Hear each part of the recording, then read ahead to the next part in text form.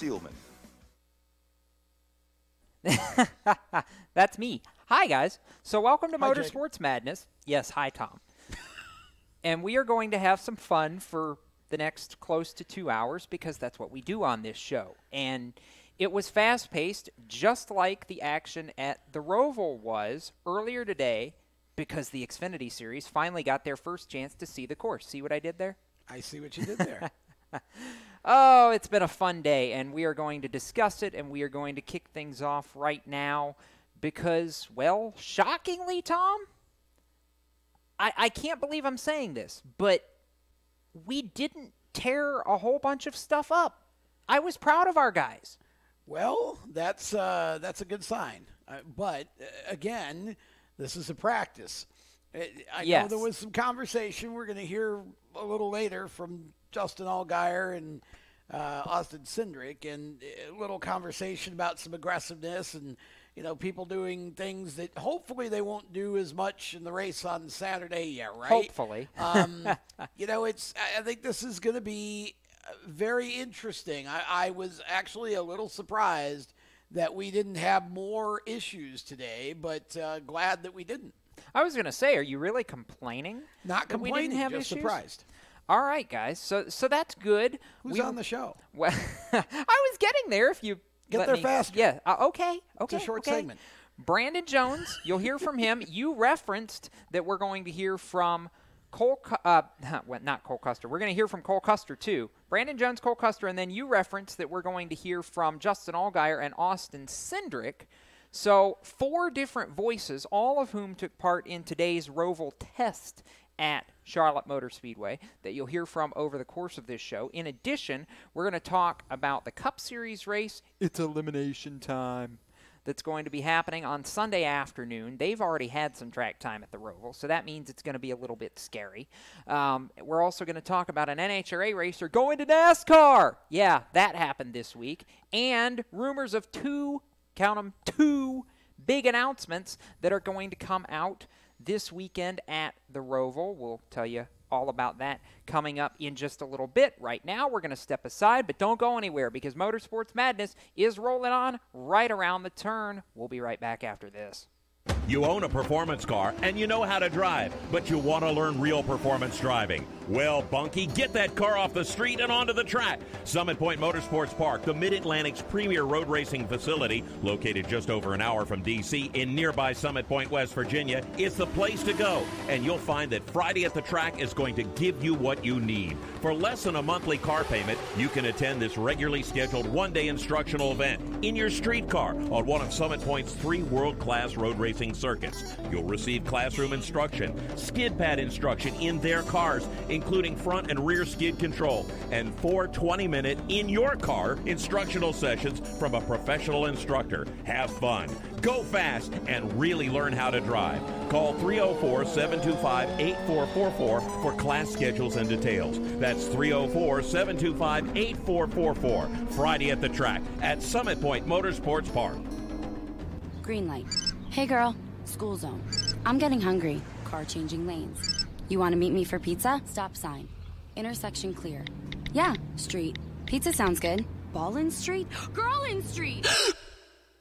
It's hard to concentrate on 2 things at once, like texting and driving. Stop the text, stop the wrecks. How will you stop texting and driving? Tell us at stoptextstopwrecks.org. Brought to you by the National Highway Traffic Safety Administration and the Ad Council. Here's an important message from RAD and this station.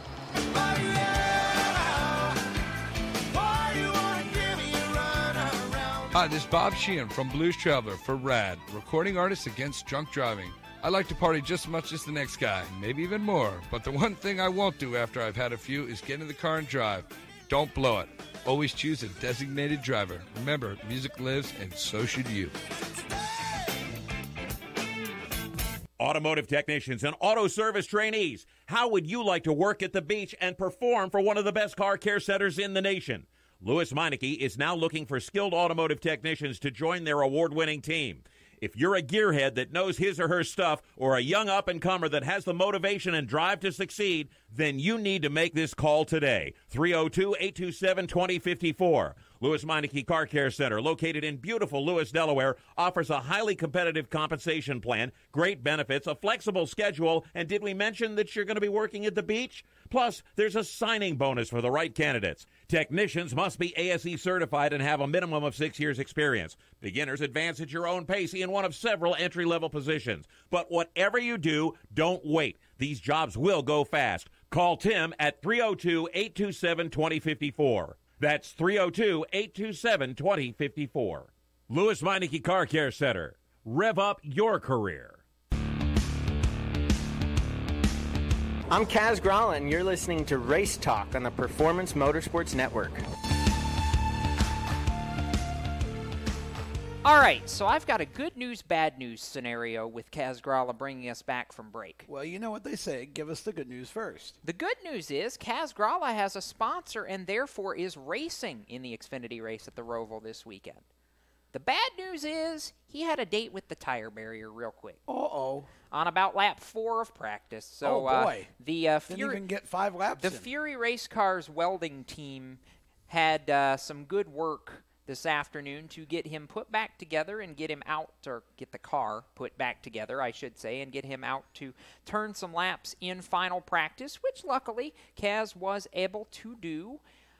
But not the day he was hoping for. I got the chance to talk to him briefly in the garage area between practice sessions, and he kind of shook his head. He said, yeah, this is this is not what we wanted to start the weekend. But Kaz, optimistic for Friday and race day on Saturday. He said, hey, it can only go up from here, right? That's right. So that's good news. Welcome back to Race Chaser Radio's Motorsports Madness. Jacob Seelman alongside Tom Baker in Race City, USA, and the Race Chaser Studios here in Mooresville, where it is no longer raining, unlike the cloudburst that got us about 20 minutes early during NASCAR Xfinity Series testing at the Charlotte Motor Speedway Roval. But as such, we got most of everything buttoned up and taken care of today. 3 hours and 40 minutes worth of practice between 2 sessions, which is very, very good.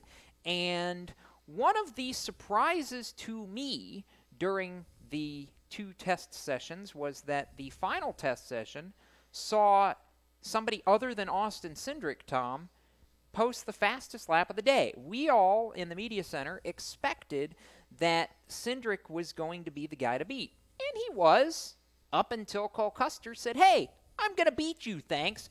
103.22 miles an hour for the 00, and Custer, quickest of all 30 Xfinity drivers that turned at least 1 lap today. And to me, that was interesting because he's been kind of sneaky good in the other road course races this season, and maybe a contender that we're not thinking about for Saturday's race.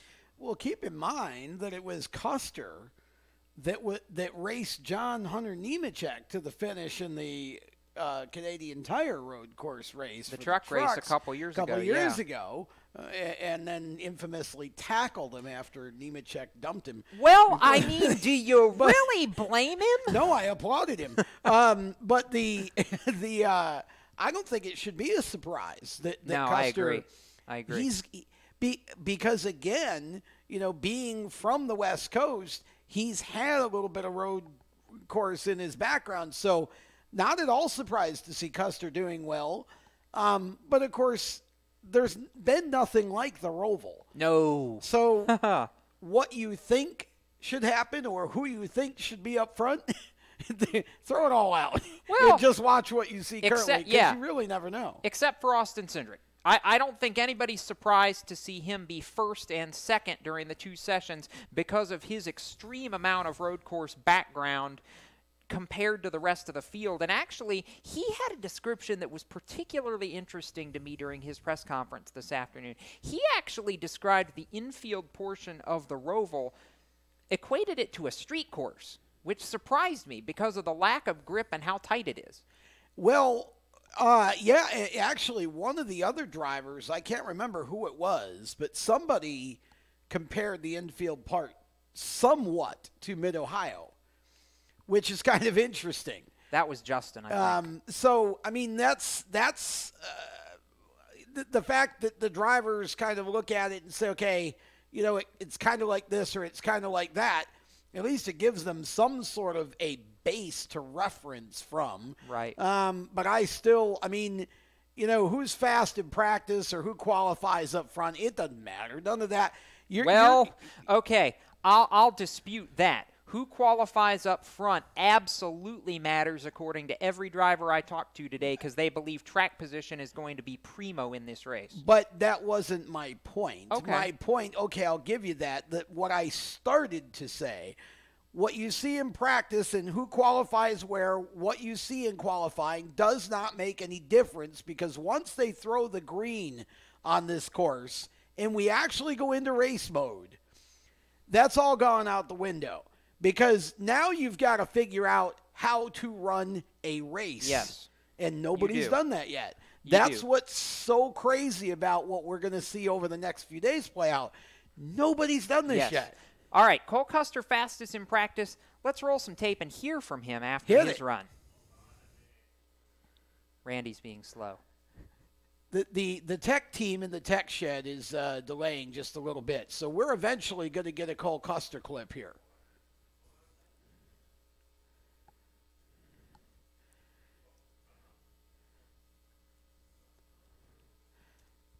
Apparently, and like magic, Cole Custer was fastest during final practice for the Xfinity cars at the Roval here on what has now turned into a we lost the track afternoon at the Roval. Before I talk about what you thought of the course, what did you think of the speed? Because I'm not sure that your name would have been the one that I would have pulled to be fastest at the end of this day. Yeah, I mean, I feel like our speed on road courses has been fairly solid, throughout the year. Just haven't really gotten the exact finishes that we wanted, but I feel like, our car's pretty good on the long run, and, we laid down a pretty good lap, but I think I want to be even better on the short run, just because I think it's going to be it's going to be shorter runs with how many cautions I feel like there's going to be, so I think that's where you're going to want to have your strong suit. So you're a believer in the fact that everybody's predicting chaos on Saturday? I think so for sure. I mean, you can't be scared of it. I think you still got to go out there and race hard, but it's, I think there's no doubt there's going to be a lot of cautions and stuff like that, so you got to plan for it. What was your impression of the course for being the first time on it? Obviously, I know you had a chance to, I'm sure, look at some of the data and take in some of it from when the Cup guys were here testing, but actually being on track, what was your impression? I mean, in my opinion, there's nothing bad about it. I mean, as a driver, I think, there's no, one thing that's like, man, this is not going to be good. But I think there's nothing. I think I've gone to some, road courses that, have probably a little bit more fun to drive. But there's nothing bad about this road course. I think it's just going to be a lot of chaos in the race, though. For you, you're coming off some good momentum in the Cup Series. Had a huge qualifying effort at Richmond and bringing a lot of momentum in on the Xfinity side. Do you feel like you're in a as we drop the water bottle, do you feel like you're in a good place right now, a comfortable place with where everything's at this point in the season? I think we're doing good. We definitely seem to have speed, and there's no lack of that. It's just I think we want to finish out some races and make it happen now to win a race. I think we just have to do the little things right and still do what we're doing, but just have that extra 10% that we need. Were you surprised by the speed you guys had in the Cup car last weekend? I wanted to ask you about that because obviously, especially for the 51 team, that's a great performance all around. Yeah, I mean, I think it was definitely a good qualifying run, and I'm happy to finally have some speed in that car. I think I didn't quite know what I needed for the race, so we kind of struggled there. But it was nice, and built some confidence just knowing that you can have at least some speed going into that series. To circle back to the Roval a bit, what do you feel? Was there a particular part that you found or that you think will be tricky come race time on Saturday? Probably the infield section. I feel like 3 and 4 and 5 and 6 are pretty tough corners, just because you're kind of the banking's changing throughout it, and you have to carry a lot of speed and momentum through there, but there's not much grip, so it's just they're kind of tricky corners. But I feel like those corners are going to be a little bit hard to navigate, with a lot of cars out there. Did you two-wheel the last chicane at any point today? Because I was watching a lot of guys do that. Yeah, I think I probably hit it every single time, that big curve, so we probably caught 2 feet every single time we were out there. But it was that's a pretty fun part of the track. You just try and cut that corner as much as you can just to try and make it straighter. But it's it's kind of cool getting to hit curves that hard. All right, middle of the playoffs. This a particular turning point, I'd say, for this round. Do you feel comfortable, or is this a case where you feel like the guys who are going to advance are going to be the ones who really have a good day on Saturday? I think the biggest thing is you don't want to wreck or put yourself in a bad situation. So I think, it's hard to say. I mean, this race is such a wild card. I don't know if, Dover's, it shakes up this round a ton, because I feel like, we have plenty enough speed to get through this round. We're a lot faster than a lot of guys on most tracks, but it's just it's so unpredictable with the tracks that are in this round that probably a good team will miss it. Yeah, Cole is right about that. This is going to seriously shake up the playoffs, and we'll talk more about that in just a moment. Right now, we're going to head to break, and we will return with Race Chaser Radio's Motorsports Madness right after this. Do you love the sound of high-revving motors and the smell of burning rubber? Do you want to get your car sideways right at the ragged edge of control? If you've always wanted to try drifting or learn to improve your drifting skills, Summit Point Motorsports Park, the Mid-Atlantic's premier motorsports facility, has the expert instructors and the specialized track to teach you how to drift and the skills necessary to drift competitively. From skid pad to open sessions, Summit Point Motorsports Park has the safe and open environment that allows drifters of all skill levels, new to intermediate, to get sideways and smoking. With a focus on safety and the skill set necessary to drift competitively, Summit Point Motorsports Park's Drift Nirvana is just the thing for you. Call for your reservation today, 304-725-8444. Or for more information, go online, summitpoint-raceway.com, or you can email them at office@bsrinc.com. Drift Nirvana, getting you sideways the right way. HMS Motorsport is the leader in motorsport safety. HMS serves the majority of Monster Energy NASCAR Cup, Xfinity, Camping World Truck, IndyCar, and IMSA WeatherTech teams, as well as countless SCCA and club-level racers and driving enthusiasts throughout North America. Featuring world-renowned brands like Schuberth helmets, Schroep belts, Adidas suits and shoes, Lifeline fire systems, and even Racecom radio kits, HMS has the right product for your type of racing and your budget. Their representatives are experts on only one thing, making your track driving as safe as possible. With locations in Mooresville, North Carolina, and Danvers, Massachusetts, the HMS staff is always ready to take the time to help you find the right product for your safety needs. Don't settle for second when it comes to motorsport safety. Stop in to HMS Motorsport. Visit them on their website at hmsmotorsport.com or send them a message on Facebook and tell them the folks from PMN Radio sent you. What an awesome game. What's up with your car? I don't know. It won't start. How are we getting home? Chill. My parents signed me up for the roadside assistance from Lewis Meineke. It was free with my oil change. They'll come and get the car started or get us home and tow the car to the shop. Good to know. With my driving, my parents never know what to expect. When you join the Meineke Car Care Club with a $35 preferred service, you get 4 free months of roadside assistance, including tire change, battery jump, lockout service, towing, and more. Contact Lewis Meineke, located on Route 1, or call 827-2054. When do you think of a plumber? Like most people, even if it's an emergency, you can be confident about who will arrive to help you. For quality and reliability, count on someone you can trust. Call on the plumbing services of Hague Quality Water of Maryland. Plumbing doesn't have to be an emergency. We handle all kinds of preventative maintenance too. Hague Quality Water of Maryland is family-owned here in Annapolis since 1993. For a refreshing choice, call us at 888-84-WATER or visit us online. COPD, chronic obstructive pulmonary disease, is a lung disease that robs people of their ability to breathe. As many as 24 million Americans suffer from COPD, also known as chronic bronchitis or emphysema, and half of them don't know they have the disease. If you or someone you love is over 35 and has smoked more than 100 cigarettes in their lifetime, visit driveforcopd.org and take the screener, then take that to your doctor. I'm Jeff Stoltz, and I drive for COPD.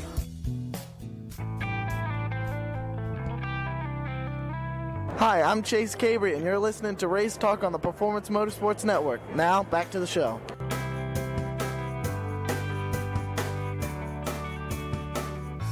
Welcome back to Motorsports Madness, which is under the Race Chaser Radio umbrella and can be heard on the Performance Motorsports Network, the American Forces Radio Network, Race Chaser Media's Facebook Live, and Tom's going to give the list of all the podcast affiliates because I always screw it up. Well, you can search Race Chaser Radio on either Spotify, TuneIn, SoundCloud, Stitcher, or basically just about, oh, wait, I forgot. iTunes, iHeart, Google Play. All right, so that gets 7. Most of them. Yeah, I think there's 1 or 2 others, but that gets most of them. Just search Race Chaser Radio on your favorite podcast platform, and you can pick us up on demand. All of our shows are there, not just this particular Madness show. You'll see our complete library of shows. Just click on an episode that you'd like to listen to, and you're off. Yes, see, this is why Tom is the driver coach, because I'm not good at. I wouldn't be good at remembering sponsor lists. That would not make me a very good driver. I used to be better at it. I'm 50, and slowly the mind is leaving me. You know how that goes? But anyways, let's get back to race talk, yes, shall we? Let's get back to race talk. And Roval. The Roval. The Rovolution. Aaron Burns would say thank you for using that on live radio. You're because welcome, Aaron. He came up with that word, and it's now on TV. He said pretty go. soon it'll be part of the Constitution. I said, we the people, in order to form a more perfect Roval. Something like that. Wow. All right, yeah. Anyway, the Xfinity Series had 2 test sessions to acclimate themselves. 30 drivers took part and turned at least 1 lap. And one of the drivers who had a couple of eventful excursions, shall we say, is the subject of the clip we'll hear in a minute. Brandon Jones. He spun out Tom, 3 times. Yeah. First 2 strikes, he got away without hitting anything, which Justin Allgaier said he got distracted by the fact that Brandon didn't hit anything and then in turn almost hit something himself, which I found hilarious personally. But, you know, that Justin was in a really good mood today. Brandon, on the other hand, Well, you know why Justin was in a really good mood? Why is that? Because he just re-signed for next year with Junior Motorsports. Is that official? That is official. So I had not seen that press release, but that's good news. That is very good news. And he did confirm today that even amid all the Cup Series rumors and potential seats that might be open, he and Brandt are not looking. They're happy where they're at, and he will be back in the 7 car for, as Tom said, 2019, which is great news. Brandon Jones, on the other hand, after tagging the tire pack and having to repair, and his team having to repair the right side of his number 19 Toyota, well, let's just say he didn't have the greatest taste in his mouth about the Roval after day 1, but as he said, it can only go up from here. So let's hear from Brandon Jones and get the picture from the other side of the fence of how the Roval was this afternoon. So Brandon Jones is smiling, even though his car maybe not so much. Little bit of a rough test day for you here at the Roval. Before I ask you what you thought of the course, you got into a little skirmish. What happened? Yeah, that was the 3rd time, I guess, too many today. All in all, though, it's just you're trying to find speed. You know, we've been working on it at the simulator as much as we could, and had some data from the from the Cup guys whenever they were able to make some test runs. So we did have a pretty good idea of going into it. I think looking back, maybe had more grip in the simulator than the actual track does. A couple times you'd get on entering, there's just no room to run off really. As soon as the car kind of comes around on you, there's nothing to kind of run off to you in the tires or something else. So we're trying to work up to it a little bit, trying to find some speed. But all in all, pretty good days except for that after that happened. But we'll get it fixed up and have something tomorrow. What's your impression of this place? Obviously, 17 turns, every one of them a little bit different, and it seemed like from everything I've heard throughout the garage area, this infield section is particularly tricky. It's very tricky. I've never, done too much road course racing outside of NASCAR, and talking to some of the other guys that kind of have, Austin Cindric and a few of them, they kind of referenced almost a street course, like they run in Formula One and stuff. So I thought that was interesting, but I had really nothing to compare to as far as that went. So anything very different from what we've ever done. I was thinking more like a Mid-Ohio and a Watkins Glen combined, but after I got here, it's definitely not that. It's you do have a very slow infield section, but the fast part when you get on the oval is tricky. How's that last chicane, by the way? Because I watching everybody smoke the tires, and there was one point I know you were up on 2 wheels, it looked like, at one point through there. Yeah, fewest, man. Those big blue curves they have down there, as soon as you clip one, it shoots the right side up, and same for the left side, too. The back stretch chicane is wild. You have to really be carrying some speed through there if you want to be a fast lap time, but it's kind of risk versus reward at that point. You really don't want to tear your car up too bad through there, but you have to be sailing through there to make some good lap time. Do you feel like this is going to be, when we get to Saturday, as chaotic as everybody's predicting? Yeah, I mean, there's a lot of fast cars. I was expecting a couple of people to be off pace a little bit there, but there's a lot of fast cars. So I think, I don't know, it depends how hard they're having to race each other and stuff. And if you have a couple guys take off from the field, then maybe not as what we're thinking. But if they all stay bunched up, I think they're all fast enough to run capable of right next to each other. You're back in the playoffs. Obviously, this race in particular is a turning point in this round. First, how's it feel to be back in the playoffs after a year off? And how big is Saturday in terms of your playoff hopes?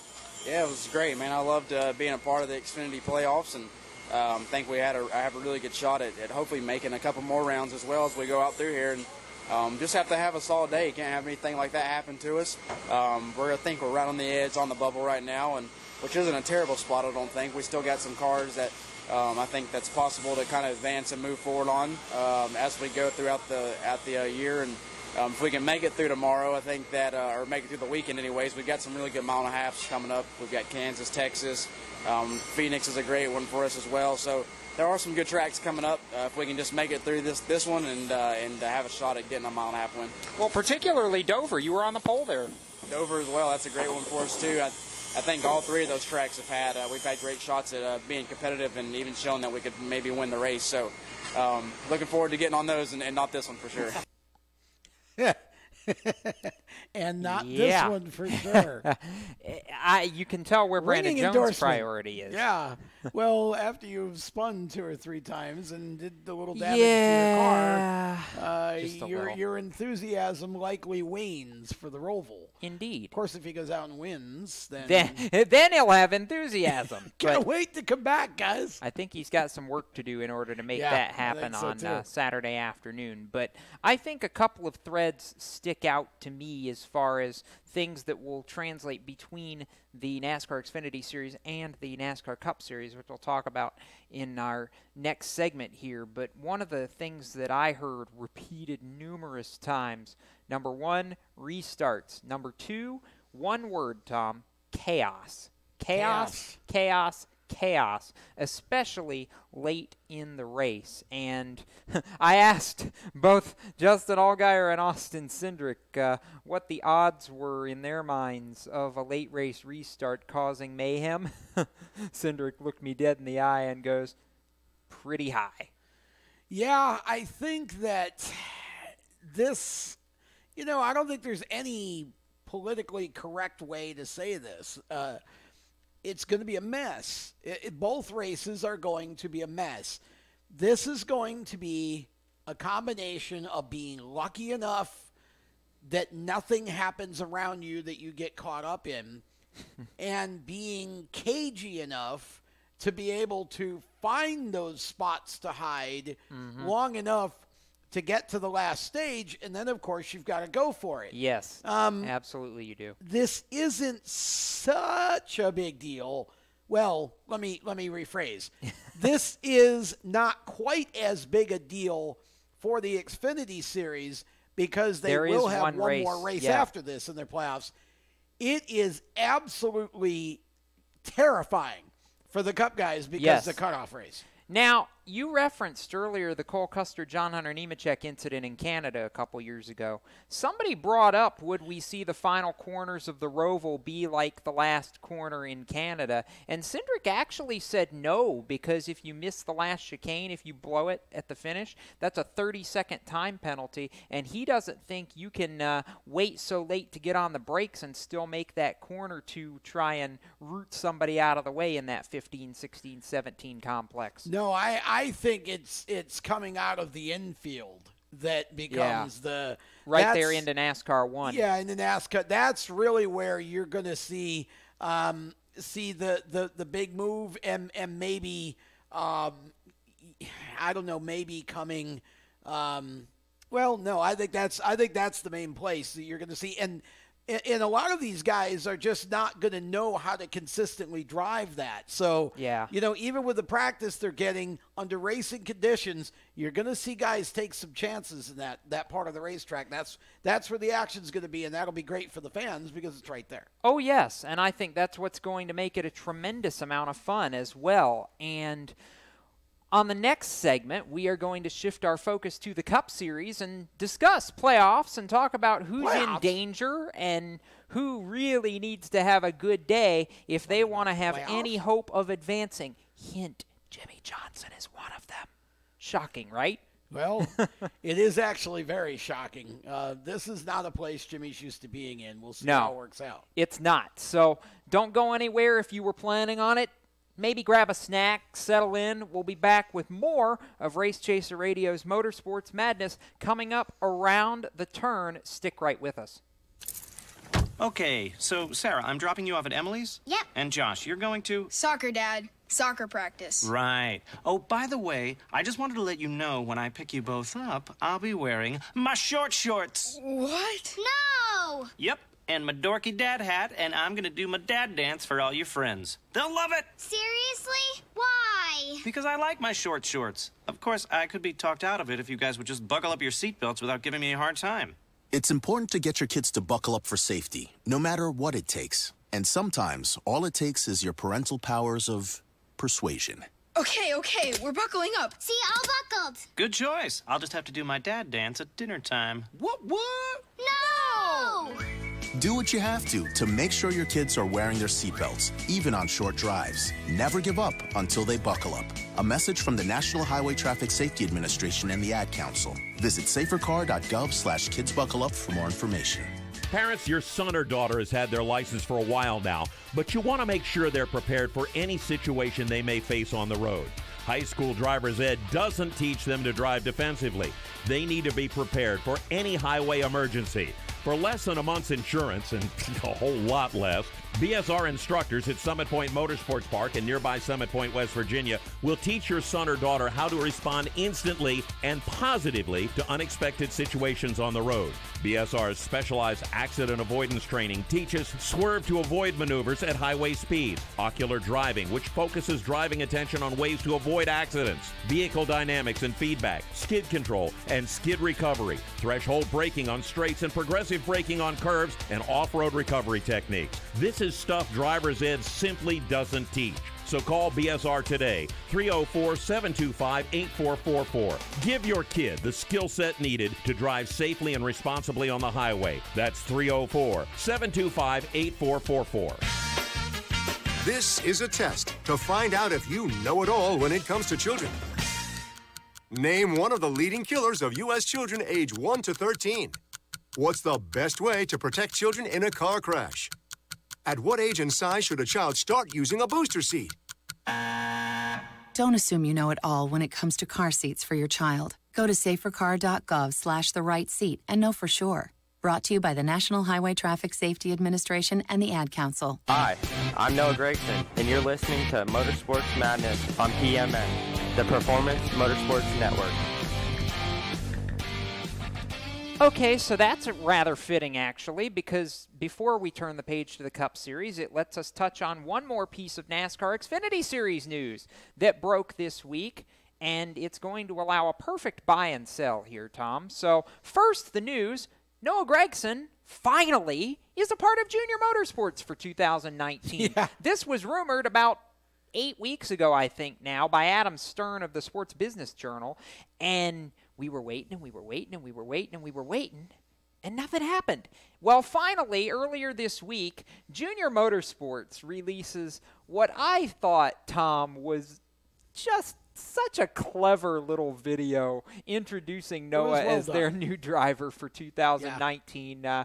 Noah versus the grumpy track worker at the Charlotte Roval, where he goes, "You're not a driver yet, or you don't drive for Junior Motorsports yet." Noah looks at him and goes, "I will next year." I just thought it was very well done and entertaining how they pulled that off. So I'll shift to the buy and sell now. Are you buying or selling Noah Gragson as a championship contender at Junior Motorsports in 2019, and why? It's hard to say. I guess today I'm buying it as a possibility is what I was trying to say. I don't think we know what Noah. We know that he had 2 or 3 really strong races in Joe Gibbs cars, but of course, we don't know what he's going to do with Junior. Are you saying that Junior Motorsports equipment is not as good as Joe Gibbs equipment? No, I'm saying it's different. It's a new team. It's a new situation. I mean, everybody had such high hopes for Tyler Reddick, but it's worked out somewhat, but it's also not worked out in some ways too. When you change teams, it's a whole different situation. I think Noah easily has the talent to be a champion at the Xfinity level, and I think he has the talent to grow into a championship-type racer at the Cup level. Noah's biggest problem has been Noah and some of the decisions he makes. If Junior can take Noah and mature him and mold him into what he needs to be, then we're going to be hearing a lot about Noah Gragson in victory lanes all over the place. I would agree with that. It's there for him. I want to go to the tech shed since we're in the middle of this buy and sell and bring in Randy Miller. And I'll ask you, Randy, because Tom references that Noah's biggest problem has been Noah, but I think the fact that he's going to JRM is particularly interesting because of all the stuff they do on the side with Dirty Mo Media and everything they've got going there, that I just feel like Noah is going to end up being a really good fit for, and maybe the fact that he'll be able to do some of that stuff through the team will allow him then to redirect more of his focus back on the racetrack. Yeah, I was actually thinking that exact same thing when you guys were talking about, this is a new start for Noah Gragson, because you think right now he's with, Kyle Busch Motorsports. He's got all these young guys around him all the time, some of them his friends. Kyle, he can be a little wild sometimes, even, when he gets mad and frustrated, and that stuff rubs off on his drivers. But going to an organization like Junior Motorsports with a guy like Dale Earnhardt Jr. who's all about business is going to make Noah Gragson grow up really fast. And with all the media stuff that JRM does and Junior does, he's going to learn really quick the other side of life, the other side of being a NASCAR driver and the things that he really has to do media-wise. He's going to have to grow up really fast. Mm-hmm. So are you buying or selling him as a title contender, Randy? Right now, I'm buying it. I think that the fresh start is what he needs. He needs to get away from Toyota, get away from Kyle Busch Motorsports, and have this fresh start with Junior Motorsports. He's obviously going to have the equipment to get the job done. So now it's going to be all about Noah Gragson's talent and not about the equipment that he drives. It's a different attitude. Yes. Over there, right? Because it's Junior's part of the larger Hendrick umbrella, and there are a lot of people already speculating this is Jimmy Johnson's replacement. Well, hold on, buckaroos. Yeah. He's got a while yet, okay? I think we need to see Noah mature into the type of personality that Rick Hendrick wants to see in his Cup cars. If you look at Jimmy Johnson, you look at Alex Bowman, you look at William Byron, and then you look at Noah Gragson, and you sort of compare their actions and the way that they present themselves, their brands, okay, very different. So different attitude. Randy made some great points there. This is a fresh start, and if Noah allows Junior to influence him in the proper way, we're going to see great things out of this kid. I think so too, and all of that, plus the fact that I think his show, I don't think he's going to slow down at all in the transition from JGR to JRM. I feel like Noah proved his potential in good equipment, and that's absolutely going to continue. So a combination of those factors is why I'm absolutely buying Noah as a championship contender, even as a rookie next season, because I just believe in his talent, and I believe in his talent at that level. As you referenced, Tom, it's both a fresh start, and I honestly feel like Dale Jr. in particular is going to be a good influence for Noah in the fact that I feel like Dale Jr. honestly is going to be able to help Noah I don't want to say necessarily harness that fun-loving aspect of him, but maybe help him shape it, redirect it into a way that's both professional and still allows Noah to be Noah. Well, that's exactly right. And if you look at Junior, Junior has his sort of, wild side, but it's not as wild as Noah. And it's just understanding where the limits are, where your boundaries are, where they have to be. And as long as Noah respects that and allows himself to adopt the culture that's there. Yes, absolutely. He'll be fine. If not, he'll be short-lived and he'll be somewhere else in a couple years. Correct. Because Rick Hendrick is not bringing him to Cup, or Junior's not going to keep him long-term if Noah's going to harm the brand. Correct. So I believe Junior understands all this. He's seen Noah Gragson, and he sees what he needs to do with him. And I think he'll be fine. All right, I want to keep the buy or sell theme going and shift to the Cup Series now because we're talking playoffs. Playoffs? And points. Talking playoffs? Yes, and points. Trying to win at the Roval. Well, there's that too. But playoffs involve winning at the Roval and scoring points. Right now, there are 4 drivers below the cut line, 3 of whom were not drivers that I had being eliminated in round 1. The only driver currently below the cut line that I believed was going to be eliminated in the opening round of the playoffs was 7-time Jimmy Johnson. Jimmy is 6 points behind the elimination line as it sits right now.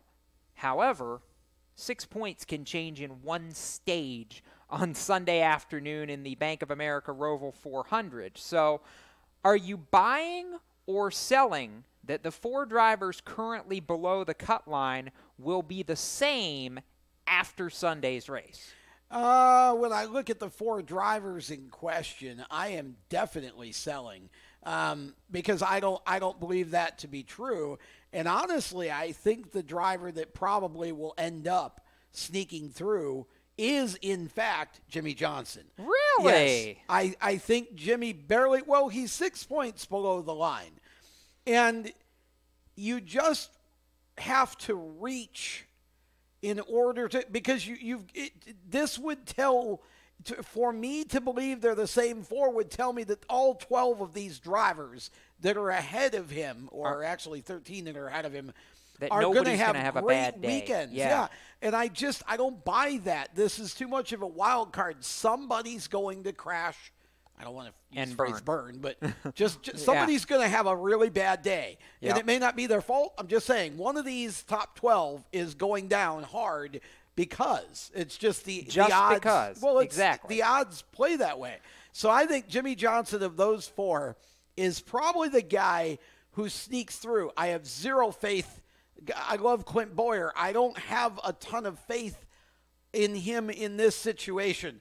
I don't have a great deal of faith in Eric Jones in this situation. Eric being 21 back, he's about got to win. Yeah, and Denny Hamlin's 29 points back. He definitely has to win. Look, anybody that starts this race on Sunday could win it. Let's get that straight, because we don't have a clue what's going to happen. Correct. They can pile up 28 of them in the first lap. Well, I hate to be that guy, but you might not be too far off base. That's what I'm saying. I'm being serious. So I say Jimmy sneaks through and then gets eliminated in round 2. All right, Randy, real quick, I want to give you a chance to respond to that. Stay the same or somebody sneaks through? Right now I'm thinking everything's going to stay the same, although, Charlotte has always been Jimmy Johnson's best track. So in terms of like the oval part of the track, he's going to be awesome. But then when he has to turn right, he might have an issue. Actually, of the 4, I feel like Clint Boyer probably would have the best chance out of the 4 because he's actually, he's won a couple road races in recent memory. And he does have a more recent road course. Right, exactly. So, of the 4, I feel like the only one that might not be or might be safe would be Clint Boyer. Wow. All right. So my 2 cents is The two that are way below the cut line are going to stay way below the cut line, which is a major shock for me because I certainly believed Erik Jones at least would have a very good shot at going rounds and potentially make it as far as the final 8. But being 21 back, barring a small miracle, Erik Jones and Denny Hamlin are both going to be on the outside looking in at the end of Sunday's race, which, like I said, that to me is a real shock. Other than that, those other two berths below the cut line I don't feel like are safe for anybody. Clint Bowyer and Jimmy Johnson, all it takes is surviving a big wreck that takes a few people out, and all of a sudden you are on the inside and moving on to the next round.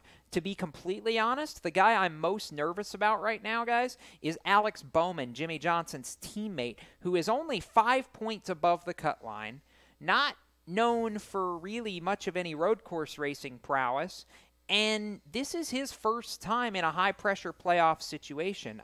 Not to say I don't have faith in Alex Bowman from a driving standpoint. I don't feel like this is the set of circumstances that he needs in order to be able to have a good shot at advancing. I'm nervous for the 88 team. See, I'm not, because Alex, like the previous driver of the 88, is ice cold. That's the way that he races. You don't see Alex making a lot of mistakes. I see Clint Bowyer overdrive once in a while. I see Denny Hamlin overdrive once in a while, including into the pits. And Eric, again, so when I look at Alex, I think, again, we're talking about survival here, and the key to this is going to be what is your temperament and what is your IQ when you're in a situation like this. I think Jimmy's experience, I would agree, at keeping cool under pressure may pay off for him. I don't think he's going to be the fastest by any means. All you got to do is survive. Right, exactly. Now, one key point in the Cup Series playoff standings that I do want to note, Kevin Harvick is in a position that as soon as he takes the green flag, as soon as he starts the race and earns the one guaranteed point that you get for starting the race, he's in. He's moving on. That's it. Kevin Harvick has absolutely nothing to worry about because no matter what happens, he could go out and finish 40th. He could blow up crossing the start-finish line and finish 40th. Which is interesting because he said after the race last week he was scared to death. If he's smart, he would probably just park it and go home. Well, exactly. Except Kevin's not going to do that because Kevin, as much as anybody, wants to win a race. He's a competitor. And that's going to be a big deal. He and Kyle Busch both have 7 wins so far this season, and I know Kevin would love to break that tie and get back 1 up. So we'll continue talking about the Roval as we move through this show. Right now, though, we are going to hang a left turn like they would on the Roval, take a break, and when we return, we will have even more conversation here on Race Chaser Radio's Motorsports Madness. Stick with us. We'll be back in just a moment. When do you think of a plumber? Like most people, even if it's an emergency, you can be confident about who will arrive to help you. For quality and reliability, count on someone you can trust. Call on the plumbing services of Hague Quality Water of Maryland. Plumbing doesn't have to be an emergency. We handle all kinds of preventative maintenance too. Hague Quality Water of Maryland is family owned here in Annapolis since 1993. For a refreshing choice, call us at 888-84-WATER or visit us online. Here at Lewis Meineke, we're more than just your average car care center. Hey, it's Dave, your neighbor from Lewis Meineke. Whether you need an oil change, brakes, tires, or anything under the hood, we've got you covered. Take advantage of our free check engine light service as well. Yes, free. And don't forget about our free shuttle service. Never stress, we'll take care of the rest. On with life. Give us a call at Lewis Meineke, 302-827-2054. Every 30 minutes, another innocent person is killed due to a drunk driver. My best friend. My brother. My poor grandchild. My sister. My father. My husband. My mom. My mommy. Well, I've been afraid of changing, 'cause I've built my life around you. Stop these tragedies before they happen. Don't drink and drive.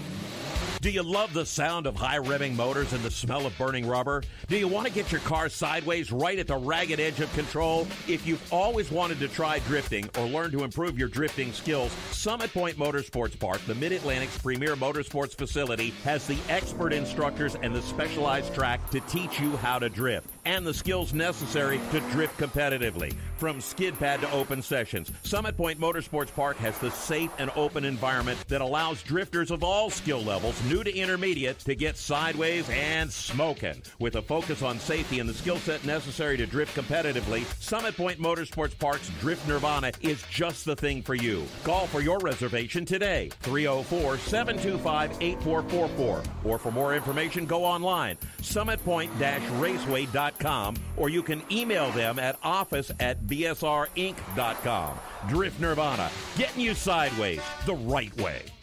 If you own a gun, you have a full-time responsibility. When you aren't using it, be sure it can't get into the hands of curious children, troubled teenagers, a thief, or anyone else who might misuse it. Your family, friends, and neighbors are all counting on you. Remember, always, lock it up. For more information on firearm storage safety, visit ncpc.org. This message brought to you by the National Crime Prevention Council, the Bureau of Justice Assistance, and the Ad Council.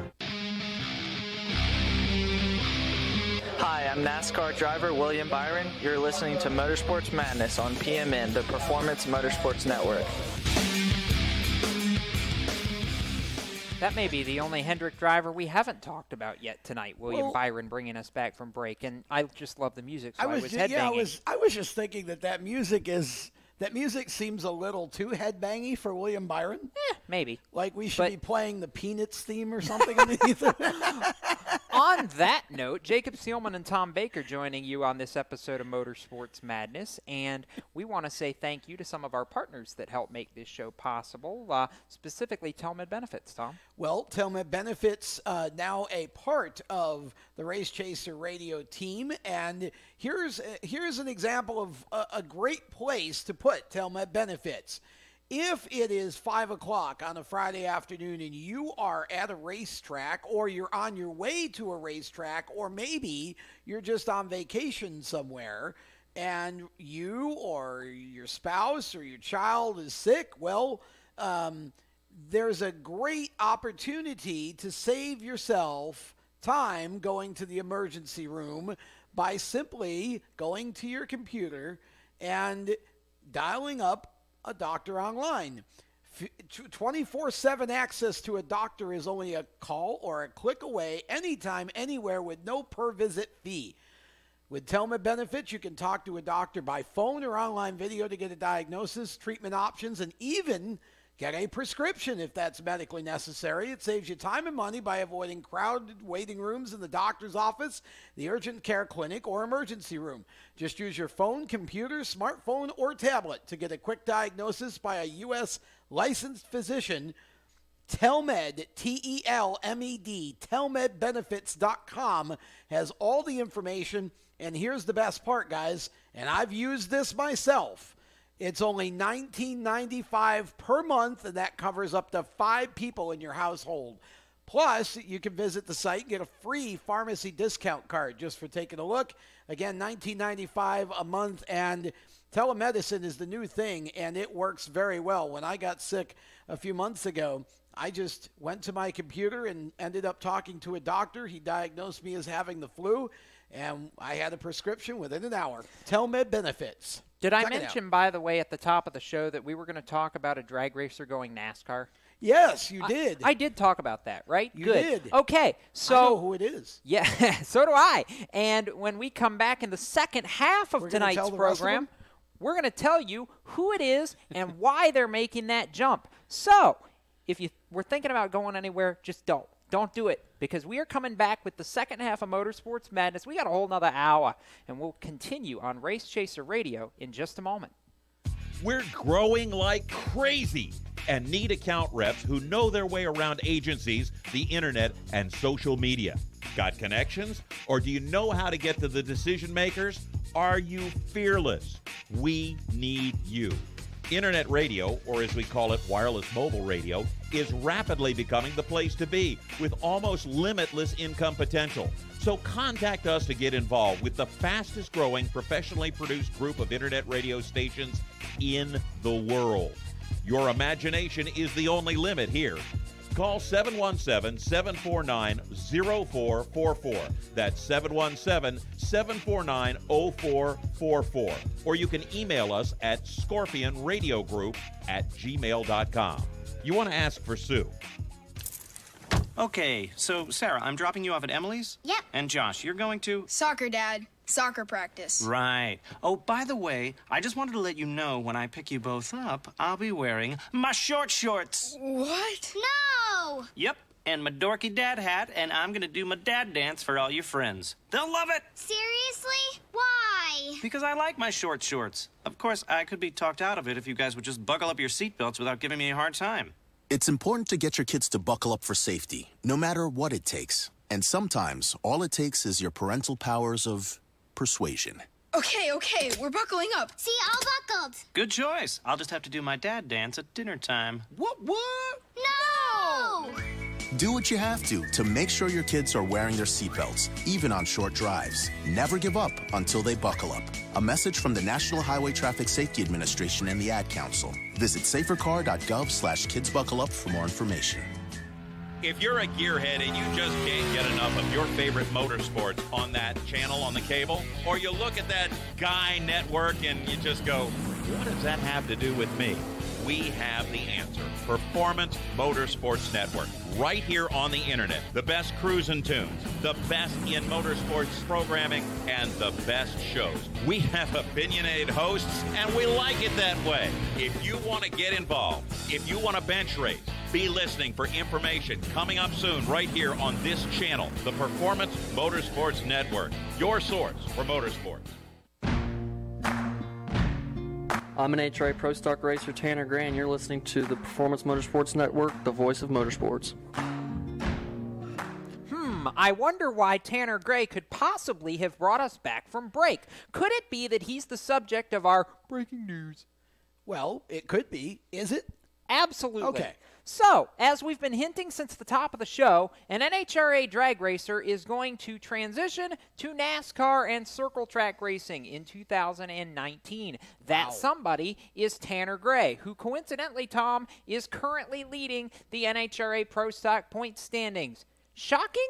Not if you know Tanner. He's passionate about oval track racing, and I got the impression listening to his comments earlier this week, he's bored drag racing. He wants to be in the driver's seat longer than 4 seconds. Well, you know, and that was actually telling for me. I was thinking when I first heard about this, and this news broke during our stock car show on Monday night. We were actually on the air when this news broke. And I have to tell you, it really caught us off guard, and it caught me off guard, but after I heard Tanner talk about it, kind of makes sense. He's young, you know. I mean, I guess if you're a young person, you love going fast, straight. You know, you love taking your souped-up car to doing the test and tune. But he wants a more sustained rush out of his racing now. Absolutely. I could someday see him going back to the NHRA the way Kyle Larson wants to go back to dirt. Maybe, but I could see that. I'm not so sure. He is so passionate about the oval track racing that I know his family history is in drag racing, and I know how important that is to the Gray family. I just think Tanner has bigger aspirations than drag racing personally, and honestly, to make the transition, Tanner had a good quote. He said, everybody's talking about me making this transition to NASCAR, but everybody seems to forget that I didn't start in drag racing. No, I not started in circle track racing. Sure did. So that's a big deal, and he's doing it with a great development team in DGR Crosley. Absolutely. I know we're a little short on time in this segment to really dig into all that, but we'll dig into it some after the break too, Tom. But real quickly, DGR Crosley, great choice in my opinion. Great choice. Tyler Ankrum was on our show on Monday night. The 2018 Can-Am Pro Series East champion for DJR Crosley. Yep. And, yeah, it's a great team for Tanner and his brother Taylor as well. Yes. To come into. Taylor going to run late models, Tanner a mix of K&N ARCA and maybe some truck starts. Possibly. In 2019. Great opportunity for him. Think about this. When's the last time you heard of somebody going from the NHRA to NASCAR? It's been a while. More on the Tanner Gray scenario right after this break on Motorsports Madness. You own a performance car and you know how to drive, but you want to learn real performance driving. Well, Bunky, get that car off the street and onto the track. Summit Point Motorsports Park, the Mid-Atlantic's premier road racing facility, located just over an hour from D.C. in nearby Summit Point, West Virginia, is the place to go. And you'll find that Friday at the track is going to give you what you need. For less than a monthly car payment, you can attend this regularly scheduled one-day instructional event in your street car on one of Summit Point's 3 world-class road racing circuits. You'll receive classroom instruction, skid pad instruction in their cars, including front and rear skid control, and 4 20-minute in-your-car instructional sessions from a professional instructor. Have fun, go fast, and really learn how to drive. Call 304-725-8444 for class schedules and details. That's 304-725-8444. Friday at the track at Summit Point Motorsports Park. Every 30 minutes, another innocent person is killed due to a drunk driver. My best friend. My brother. My poor grandchild. My sister. My father. My husband. My mom. My mommy. Well, I've been afraid of changing, 'cause I've built my life around you. Stop these tragedies before they happen. Don't drink and drive. The Performance Motorsports Network is a compilation of shows about motorsports. From technical to controversial to just fun, everything you like about racing and gearhead stuff is right here on one internet channel. The Performance Motorsports Network. Tell your friends about it.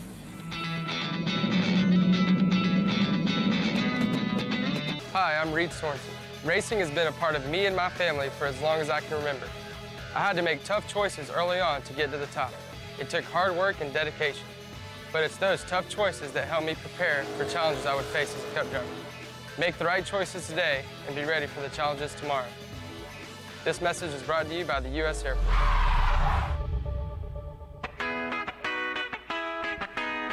Hi, I'm Matt Tift, and you're listening to Race Talk on the Performance Motorsports Network.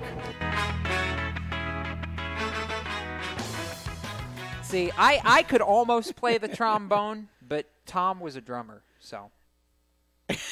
Wait, so the conclusion from that is? That Tom can't play the trombone. I don't know. I've never tried. You played trumpet, right? Yes. I played trombone is nothing like trumpet. Well, though, no, but I was primarily trumpet. I played most instruments in the brass family at least once. Yeah. I was just not coordinated enough to do the slide thing on the trombone continuously. But I digress. Welcome back to Motorsports Madness, where we can literally talk about anything, including musical instruments, as just evidenced. Jacob Seelman, Tom Baker, with occasional analysis from Randy Miller, who's in the tech shed and punching buttons and writing notes and keeping us on track for the most part on this program. And we were talking in our last segment about Tanner Gray and his impending move to NASCAR for 2019, but not before he has a really good shot, Tom, at winning the NHRA Pro Stock Championship. And this lets us inject a little NHRA discussion tonight because, my goodness, Tanner has come out, he came out strong. He won a race already in the playoffs. He's got a 70-point lead, I believe, right now, and this is just a really big deal for him. And with the transition to oval racing, I would think he would want nothing more. There is no other goal than to go out, win the championship as a going-away present for the team. Well, and certainly he's got an opportunity to do that. I mean, I think this has been a really, really amazing season for Tanner, and it's going to be a very big part of his life, because coming out And in second year, right? Yep, second year in the NHRA. Second year, and he's won 11 races in 44 starts. Sophomore jinx be damned. Yes, I mean, that's absolutely. So what sophomore jinx? He's had a phenomenal season. How many times? And then to have that announcement about him going NASCAR, so you get to make the transition. If he can go out a champion, at least this chapter of his NHRA career, we don't know if there might be more or not, but to go out of this chapter as a champion and straight into NASCAR, that's pretty noteworthy. And it's not as if, as you say, it's not as if he's inexperienced on the ovals. He's had plenty. There's no reason to think that there's going to be a steep learning curve for him as he begins his career with DGR Crosley. But he's had quite a year in a division, I might add, where you shouldn't have this kind of a season. No, 6 wins. That's most in the class. I was a little off on my math in the last segment. He's got a 52-point lead, which is 3 rounds in the NHRA. Yep. Each round pays 20 points.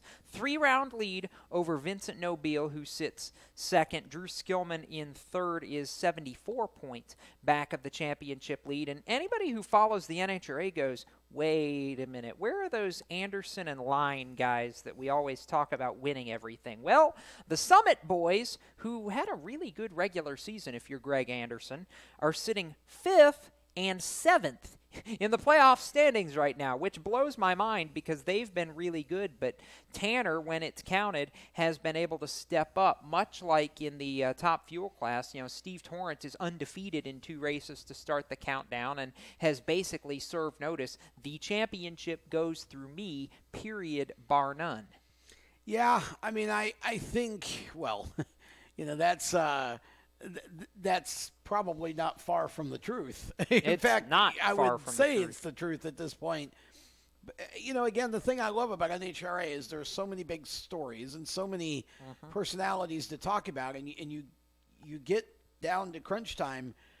This isn't like 500 miles and surviving a roval. This is basically 3 seconds to glory or 3 seconds to bust. Yes. And trying to predict who's going to do what in the next round, let alone the next meet. Don't look at stats. Who's been good at it doesn't matter. It really what doesn't. happened. It every week. It's about right now. And Steve Torrance has just had a tremendous year. And lately, I've been starting to hear more about John Force, and Tony Pedregon had a great interview with him talking about, and basically directly asked him, do you think that the situations you've gotten into this year, are we getting to a point where, kind of basically saying, are we getting to a point where you should be thinking about retirement? And John Force basically just said, no. Not at all. And I agree with him. Whether John Force is going to be one of these drivers, I think he'll know when it's time. I agree. But even if he understands it's time, you're still going to drag him out of it kicking and screaming because he just loves it that much. Yes, he does. Bless him for it. He does.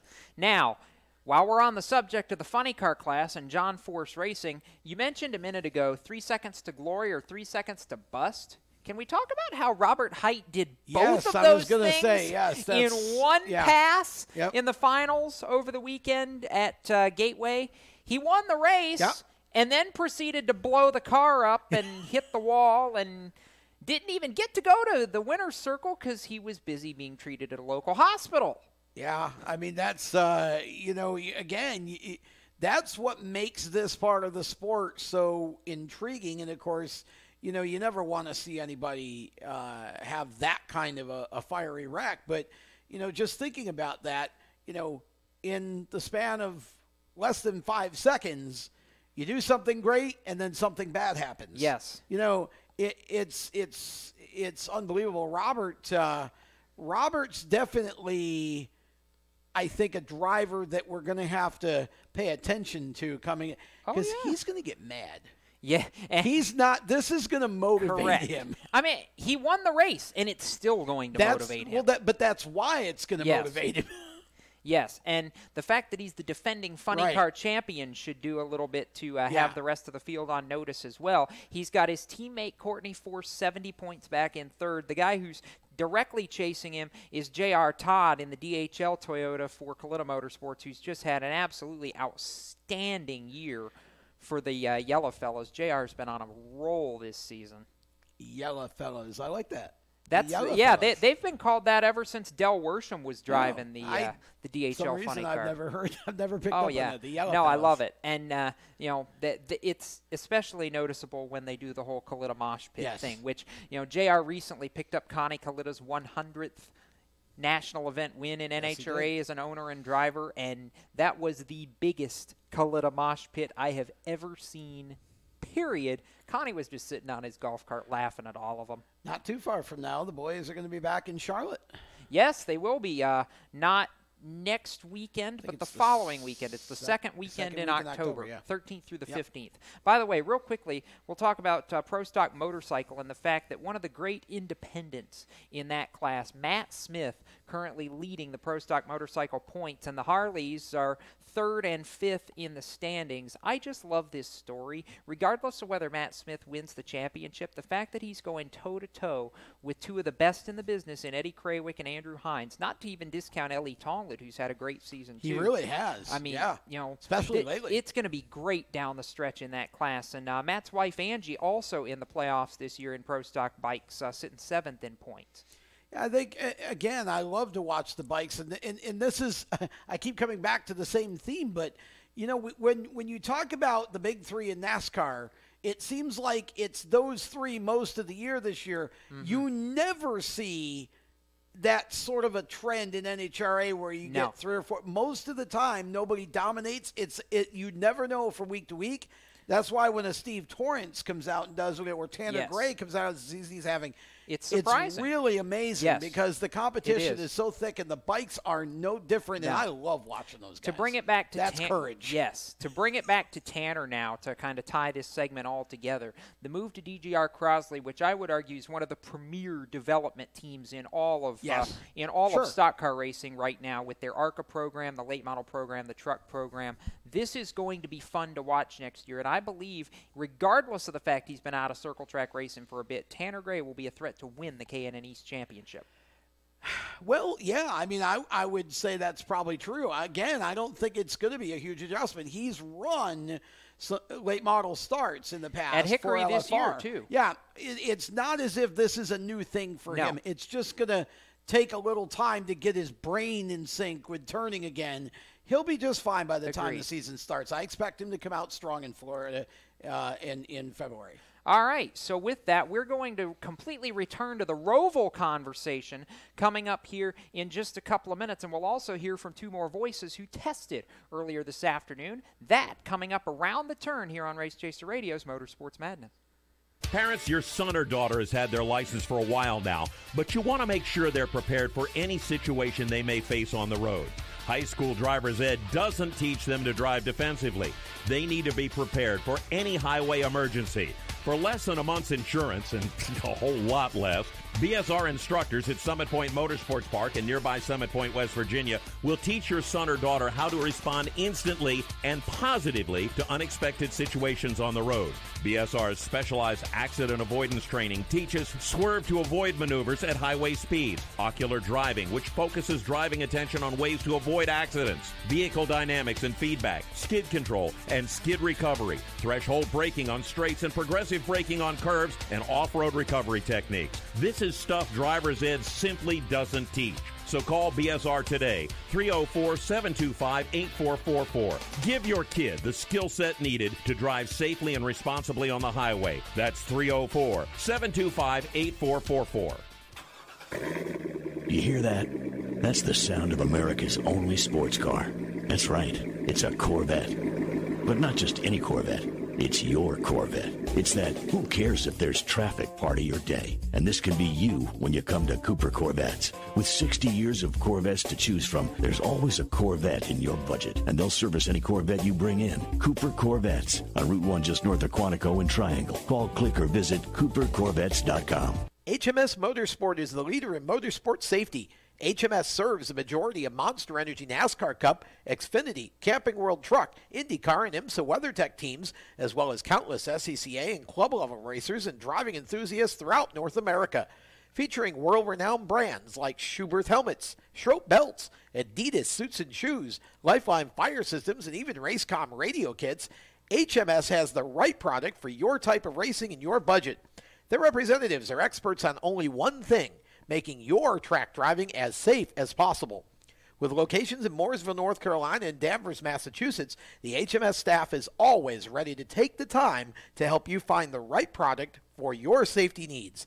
Don't settle for second when it comes to motorsport safety. Stop in to HMS Motorsport. Visit them on their website at hmsmotorsport.com or send them a message on Facebook and tell them the folks from PMN Radio sent you. Hi, this is John Ondrasik of Five for Fighting, here for RAD, the entertainment industry's voice for road safety. You know, style is a personal thing, and your lifestyle is your business. But if you take it on the road, it becomes everybody's business. So please, plan ahead, designate before you celebrate. Friends, don't let friends drive drunk. A public service announcement brought to you by RAD, the National Association of Broadcasters, and the Ad Council. Hey, this is Garrett Smithley, driver of the number nothing Chevrolet for JD Motorsports, and you're listening to Race Talk on the Performance Motorsports Network. Oh, nothing better than a good old Xfinity driver like Number Nothing to bring us back into the Roval conversation. And Number Nothing was among the 30 drivers that took time in testing earlier today. It was nothing. It was not. Well, he wasn't nothing. He wasn't nothing. It was nothing. It was nothing. Jacob Seelman and Tom Baker continuing to sit here inside the Race City USA Race Chaser studios on this episode of Motorsports Madness, as you can see for those who are watching on our Facebook live stream. And to get back into the Roval conversation a little bit, it was actually interesting to think about, and it was actually Justin Allgaier that brought this up earlier this afternoon. The fact that you really ought to just put yellow stripes on the back of all the cars because everybody's a rookie this weekend. Yeah, that was a very interesting I guess note or thought, because it's really true. It is. Nobody's done this. Nobody knows what to expect. I mean, they're all Roval rookies. There should be a hashtag Roval rookies, and every one of them should have it on the car. There's always there's already a hashtag Rovolution. Yeah, exactly. And so it's going to be interesting because, you know, again, we don't know. We watch testing today, but that's testing. It's going to be a whole different deal when they drop the flag. Yes. But I think you were a party to a conversation that was happening in the media center between Justin Allgaier and Austin Cindric. Oh, I was. In fact, I wish there had been more time to take about three of these different there were about three really good back and forths that Justin and Austin had during their press availability this afternoon. We couldn't use all of them, but this one in particular that you're getting ready to hear was one that I thought was exceptionally humorous, and it started after the whole, we're all rookies thing. Somebody asked Justin, so what do you think about drivers who are dive bombing corners? And Justin said, maybe I don't want to be the voice of reason, but somebody needs to speak about it. This was what followed. I struggle with that because obviously I've been lucky enough to be here for a number of years, and I think that sometimes it's perceived one of two ways from a competitor.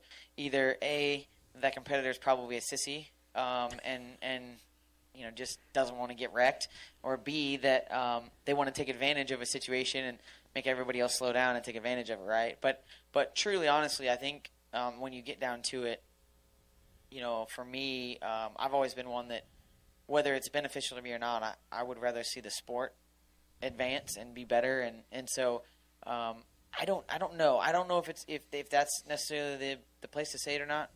But on the flip side of it, I definitely think that Wayne saying something, or even any of the NASCAR officials that come into the meeting. I mean, they talked about some of that stuff today in the rookie meeting that we had, which I thought was kind of funny to have all 40 drivers. What's wrong with being a rookie? There's nothing wrong with it. I just think it's funny when you have all 40 in one room and they consider it a rookie meeting. Like, that's just weird to me. I was Bill kind of. Elliott was in a rookie meeting this year. Yeah, Bill Elliott was. I was actually kind of going for. I thought we should all have the yellow. It's pretty cool to be in a rookie meeting. I was there once. Trust me.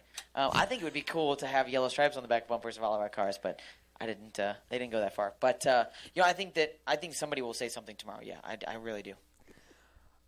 All right, so just to clarify a little bit, Justin's last comment there was referring to drivers dive bombing the corners and excessive contact, and they were he was kind of hinting at he's been around long enough, and I think it might have been Jim Utter that asked him if Justin would be the one to stand up and say something or bring that point up in the drivers' meeting that led to what you just heard, Tom. And good grief. We remember back, and it doesn't seem like that long ago, when Justin was touted as being one of the next big things, and here we are, 10, 11 years later, and now all of a sudden he's a veteran voice of reason. Yeah, exactly. Because that's what happens in NASCAR. I think the funnier part was Austin kind of pretending that he was triggered there and just egging Justin on a little. Maybe it's great. Cool to be a rookie. Bill Elliott was in a rookie meeting this year at 62. Yes, absolutely. Think of that. Somebody's going to sit and talk to Bill Elliott as if he hadn't done this before. Well, he had never been to Road America, and he had never driven the modern era Xfinity car. It's just kind of funny. It is. But that was kind of Justin's point, I think. Yeah. And Austin was the perfect foil there.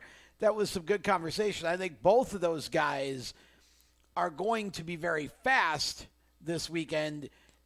Again, you got to survive this thing, but they've both got the experience on the road courses too. Yes.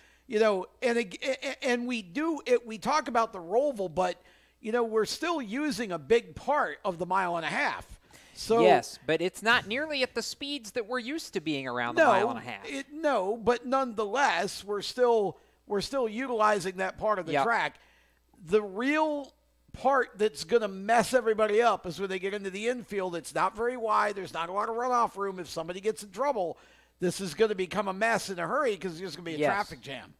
Yes. And now, I just thought about this. It's funny, as a matter of fact, that it was Austin Cindric and Justin Allgaier who were kind of the going back and forth, because in more than one of the road course races this season, they've been the two that have been going back and forth, fighting for wins. Both times previous, Allgaier came out on the winning end, and Cindric was forced to settle for perhaps not the finish he deserved. And you can't help but wonder, yes, Austin's a rookie, but maybe is this the weekend that he flips the script? Well, it could be. And the thing is, I feel sort of like this would be the perfect – who's in the 60 car?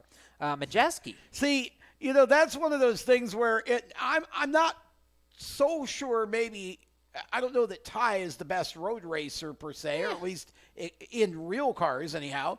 But right.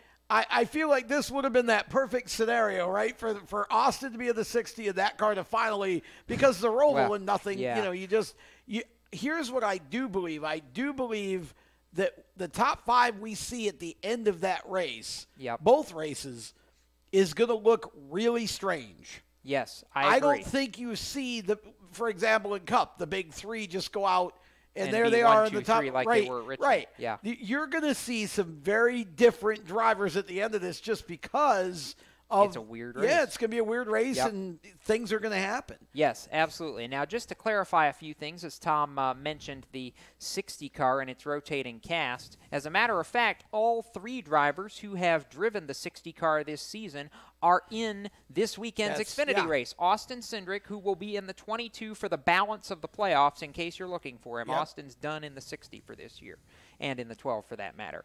You've got Ty Majeski, who will be in the 60, and Chase Briscoe, who's also spent some time in the 60 this year, who will be in the 98 for Stewart Haas Racing with Biaggi Dembesti this weekend. So it's funny, all three of them, I think it'd be funny if all three of them found their way close in proximity before the end of the race. Then we'll see who the real best driver in the 60 is. Well, I don't know about that, because there's only one driver in the 60 for this race. But I think I just hope that car finishes. Oh, my gosh. With all the fenders and wheels on. Yeah. Hopefully maybe the Roval will set, because I don't know if somebody's got a voodoo doll out for that car. Did somebody curse them at an Indian burial ground or something? I mean, it needs an exorcism or something, because my goodness, that car, and it doesn't matter who's in it, and it's not always the driver's fault. No. It just That car's had the worst luck. Yeah, but has. I definitely think that Cindric and Allgaier, if we're just talking about who should I watch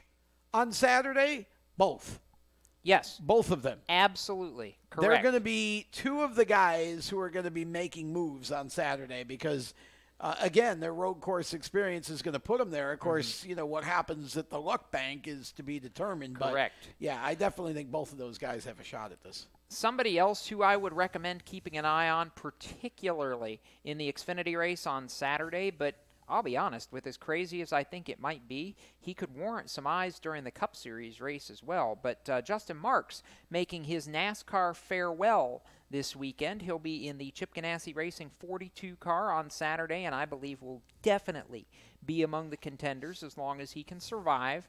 And then Sunday making his final NASCAR start in Premium Motorsports number 15 car, which I know normally we don't talk about Premium Motorsports as being a contender, so to speak, and maybe not for a win in this case, but with Justin's immense amount of road course racing background, Tom, and the fact that if you can stay out of trouble, I think you'll have a good finish. I could see a scenario where he might be able to give that car a top 10 and really go out with a very solid showing this weekend in that Cup race. Well, I think top 10 to 15 is reasonable, yeah. Sure. But again, there is enough speed. With what we're doing on the big track, there's enough of a speed element here. I'm just not so sure. But again, who knows? Because again, I don't know how many cars are actually going to make it to the finish. Here's what's ironic about the Roval, and I've been thinking about this all week long. If you summarize the Roval, here's what it is. It's part Martinsville. It's part Talladega, and it's part pick a road course, okay? Sonoma, okay? It's because you're going to be running Martinsville speeds, yep, on or less on some parts of the course, and there's going to be a lot of beating and banging. Oh yes, and cars off the track and cars into the fence, and then there's part road course, obviously, and it's really part Talladega because we don't know who's going to survive this thing. Fear of the unknown. Yeah, because there's going to be big messes. Yes, and that was what Jeff Burton told us in the media center earlier today before practice even started. There is such a high potential for disaster that you don't know what's going to happen and how it's going to end until the last few laps, which is what's going to make Sunday particularly so much fun with all the eliminations. Did you know, by the way, that the Roval is not the only major NASCAR racing that's happening this weekend? There's some NASCAR short track racing happening well at a well-known paperclip. We'll tell you about that coming up right after we take this break. This is Motorsports Madness on Race Chaser Radio. Back with more in just a minute. How to be a great dad in 15 seconds. Bike ride, go fish, walk in the park, phone call, milkshake, play catch, picnic, fly a kite, tell jokes, laugh, talk, read a story, tell a story, bumper car, swing set, bowling, pillow fight, cut loose, stay tight. Whew. Because the smallest moments can have the biggest impact on a child's life. Take time to be a dad today. Call 877-4DAD-411 or visit fatherhood.gov. Brought to you by the U.S. Department of Health and Human Services and the Ad Council.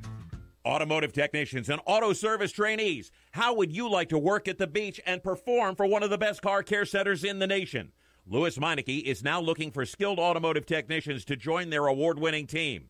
If you're a gearhead that knows his or her stuff or a young up-and-comer that has the motivation and drive to succeed, then you need to make this call today. 302-827-2054. Louis Meineke Car Care Center, located in beautiful Lewis, Delaware, offers a highly competitive compensation plan, great benefits, a flexible schedule, and did we mention that you're going to be working at the beach? Plus, there's a signing bonus for the right candidates. Technicians must be ASE certified and have a minimum of 6 years experience. Beginners advance at your own pace in one of several entry-level positions. But whatever you do, don't wait. These jobs will go fast. Call Tim at 302-827-2054. That's 302-827-2054. Louis Meineke Car Care Center. Rev up your career. You hear that? That's the sound of America's only sports car. That's right. It's a Corvette. But not just any Corvette. It's your Corvette. It's that who cares if there's traffic part of your day. And this can be you when you come to Cooper Corvettes. With 60 years of Corvettes to choose from, there's always a Corvette in your budget. And they'll service any Corvette you bring in. Cooper Corvettes on Route 1 just north of Quantico and Triangle. Call, click, or visit CooperCorvettes.com. How to deal with someone who says that's so gay. Outsmart them. This party is like so gay. Totally. Excuse me, but did you ladies know the word gay used to mean happy or excited? Then it became a word used to describe gay people. Then somehow it came to mean dumb or stupid, which is how you just used it, which is not very nice. Ew, that guy is on the football team and super smart, and he totally hates us now. Totally. When you say that's so gay, do you realize what you say? Knock it off. Learn more at thinkbeforeyouspeak.com.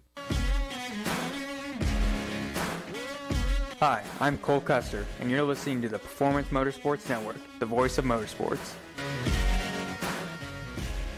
We heard from him earlier. Yes, we did.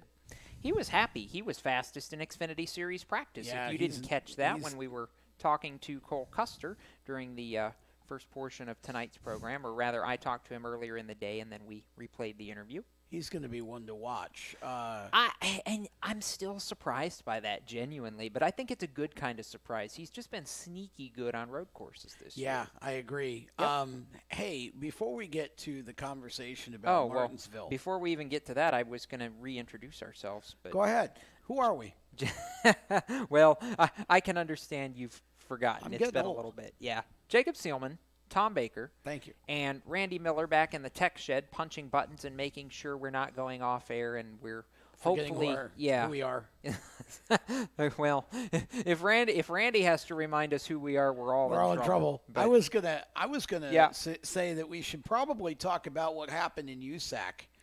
For a minute or two before we get to Martinsville. Yeah, so this is our lightning round, and I'll use this as the opening to our lightning round because why not?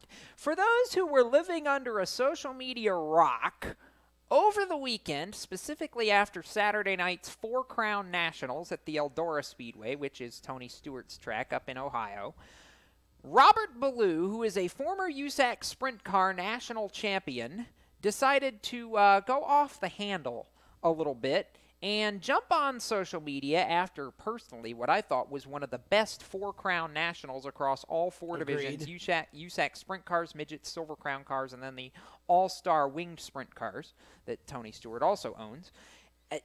Robert goes off the handle and starts blasting the racetrack, blasting Tony Stewart for track prep, saying that Eldora is going to kill somebody if they keep this up, and this and that and the other, and it's not the first time he's gone off the cuff and said stupid things. Well, because of that, USAC finally stood up like this and said, that is what it looks like. That's enough. They said, we're going to do something about this. So they did. And they did. They brought together 4 or 5 track promoters from Indiana and Ohio, as well as the USAC Competition Committee. They all met with Robert Ballou, and then they all subsequently agreed to suspend Robert Ballou for the rest of the 2018 season from all USAC competition, from all of the from racing weekly at all the tracks that were involved in the meeting, which I believe was Lawrenceburg, Kokomo. I know were 2 of them that were among them. I believe Tri-State and Hofstad, Indiana was also among them. Eldora was obviously involved because Tony. Right. This is big. Not only is it suspension from USAC and from the tracks involved in the meeting for the rest of the year, he also forfeits any points fund money he would have earned, which is big because Robert Ballou's team is a family-owned and run team. This is, that's Robert's livelihood that's on the line there. And he's on probation through the end of 2019 under a zero-tolerance policy. If Robert Ballou opens his mouth in what USAC, coincidentally taking a page out of NASCAR's book, says actions detrimental to the sport, if Robert Ballou opens his mouth again, he's done. Yeah, and here's the thing. For those of you who are in the know on this, and you say, well, but he apologized, he did. And that's correct. And I believe he did that before the suspension. Yeah, before the meeting. Yeah, and so he realized after the fact, I really shouldn't have said what I said. Yeah. The problem is you can't unsay it. And it wasn't even that he was critical. He was unhinged critical. Yes. Again. And this is not the first time he's done this either. Not at all. And that's, I think, USAC had already met with him, I think, on 3 separate occasions. Once in 2016 and twice in 2017, if I remember correctly. Okay. About this. And, you just get to a point where enough's enough. Yeah, being critical, if it's done in the right way, probably would be fine. And people really criticize Tony's reaction. But look Tony owns the track, number one. Number two, Tony's a racer. He knows. Yes. And number three, if you watched the racing, you had 2, 3, 4 wide competition all night long. Awesome. It was, Blue called it an ice skating rink or whatever, and it's like a dangerous ice skating rink. And here's the thing: wasn't he in second at one point in his I race? believe so. Yeah. It's like after you blow second place or something happens, whatever, and now you got sour grapes, and you're gonna take out. You just guys.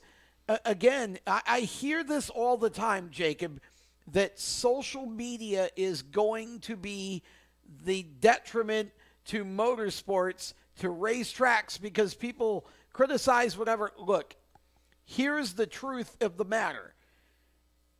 We're all responsible for 2 things. We're responsible for what we type, and we're also responsible for how we react to what someone else types. Correct. Could Tony Stewart have been a little bit more professional in his response? Sure. Is it his obligation to be? No, because he owns the track, and you have just gone off the handle and said that his track is going to kill somebody. What you're really saying is Tony's going to kill somebody. I don't blame Tony, considering things that have happened in his past. Okay, I don't blame him for being a little sensitive about that. Robert Ballou and everybody else have got to understand there's a way to disagree with something, and it does not involve a personal attack. It does not involve being unhinged. You simply lay out the case with logic and leave emotion out of it. Yes. On the good side of dirt track racing news, and I want to point this out on this show because he's been a guest on this show several times in the past. Justin Peck, it was announced yesterday that he has been reinstated by World Racing Group and is free to return to World of Outlaws competition. He's actually going to make his return to racing this weekend, competing with both the Boss 410 non-wing sprint cars and USAC at Lawrenceburg Speedway. So that's good news, and good to see Justin being able to work through some of his situations that he's had going on the last couple months. I talked to him earlier this week. He has very much, as he told me point blank, learned a lot about himself through this whole process and is ready to come back stronger, and that's good to see. We're all human. We make mistakes. Justin has freely admitted he made one in his case and in his situation. Just good to see him back, because I think there's a lot of potential there. I do. I 100% agree with you. He's a great kid, and he is a wheel man, and I think he will come back, and he will come back strong, and this will get further and further in the rearview mirror for him. Absolutely. Martinsville. Yes. Let's talk about Martinsville for a minute. Let's talk about Martinsville. And it's not even about NASCAR National Series racing at Martinsville. It's NASCAR short track racing at Martinsville. It kind of is. Late models are a NASCAR National Series, just not in the way that everybody thinks of Trucks, Xfinity, and Cup. Yeah, as they're calling it now on Facebook, it's NASCAR Regional and Local Series. So, fair, but it runs all over the country. Yes, sanctioned under the NASCAR Wheel and All-American Series banner, the Valley Star Credit Union 300 this weekend under the lights at Martinsville Speedway for the late model stock cars. Big race with big prize money on the line for these guys, and a lot of big names in the field. And if you're listening to this show or watching this show and it's not Saturday night yet, in the United States Eastern Time, okay, you can watch that race live FansChoice.tv continues winning for the fans after last week with streaming all 3 of the short track super weekend events or full throttle weekend events at New Hampshire Motor Speedway live, the K&N East Pinty's and Whelen Modified Tour races. They will now stream the Valley Star Credit Union 300 live on FansChoice.tv. I believe they'll be using the MRN radio call of the race for the web stream, which is going to be really cool to see. Yes. Looking forward to that.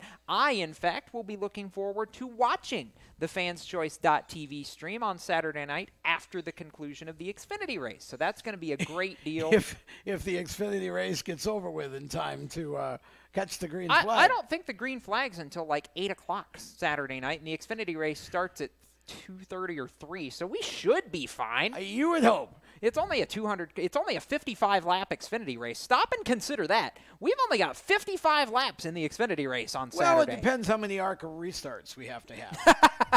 Well, that's true. Okay, I mentioned big names a minute ago, Tom. Real quick, let's talk about a few of them. Obviously, the most notable in that field, making his late model stock car debut in arguably the biggest race ever, Bubba Pollard.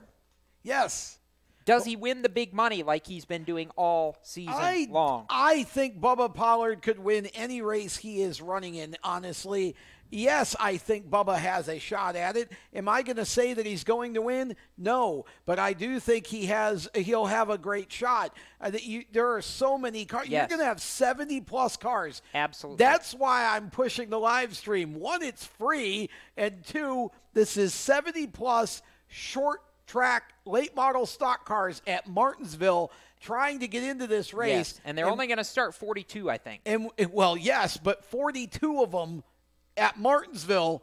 This race is always insane. Yes. A lot of crashes, a lot of action, and always some controversy late in the race. Always. Myatt Snyder and Todd Gilliland, 2 of the big names representing the NASCAR National Series ranks out of the Camping World Truck Series. Todd going to be driving in one of the Nelson Motorsports Toyotas this weekend. Myatt going to be driving his own, if you're familiar with Myatt's white number 2 late model, he'll be driving that this weekend.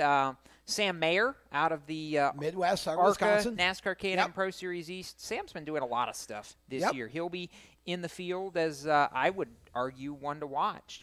In the junior motorsports car. I would agree with that. I think Sam definitely is one to watch. And last week's guest on this show, Minnie Tyrell, the 14-year-old, is going to be making his first Martinsville start. Yes, and he don't will think be. for one moment that he won't be a contender in that race. They have got great equipment, and if he can get into the race without any issue, because qualifying in heats can be crazy, then he's going to have an opportunity to run for the win, and I think he's capable just like anybody else. Absolutely. And then, of course, there are your traditionals, your Tommy Lemons, your Lee Pulliams, all those guys who have contended and won this race in years past. So fanschoice.tv, watch it Saturday night. And if you're anywhere in proximity to Martinsville, Virginia, and you can go to the racetrack, go. You don't want to miss that. No, you don't. And more importantly, you don't want to give Martinsville Speedway a reason to either A, not stream it again next year, or B, cut the support and we potentially not have it. This is a race that needs to happen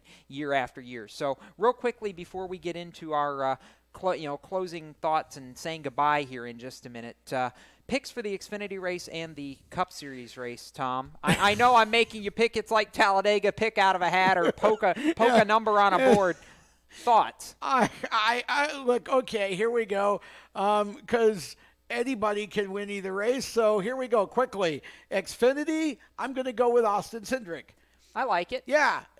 Cup race, boy, here's the guy I want to see win because this would turn the NASCAR world on its head. Jimmy Johnson. But he won't. No, but I'll pick him anyway because he could. All right, so my thoughts here in the Xfinity race, I'm actually going to take a bit of a flyer just because I love a good Cinderella story, and I think he's got a chance. Kaz Grala for the win in the Xfinity race. I think that would just be really cool. Love that. And in the Cup Series race, because, well, he's pissed off about losing his ride, A.J. Allmendinger. It could happen. Could really. Well, of course it could happen. And in our final segment, before we say goodbye, we're going to tell you about the 2 press conferences that are going to break news this weekend, the finale of Motorsports Madness after this. Here's an important message from RAD and this station.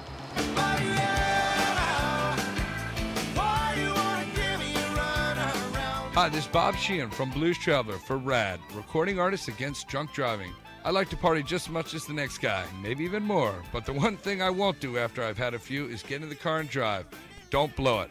Always choose a designated driver. Remember, music lives, and so should you.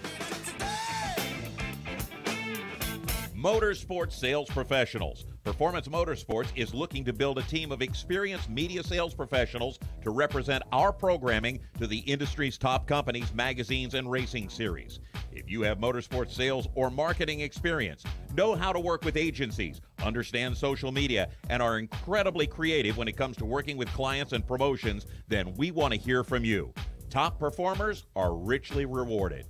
Your imagination is the only limit here.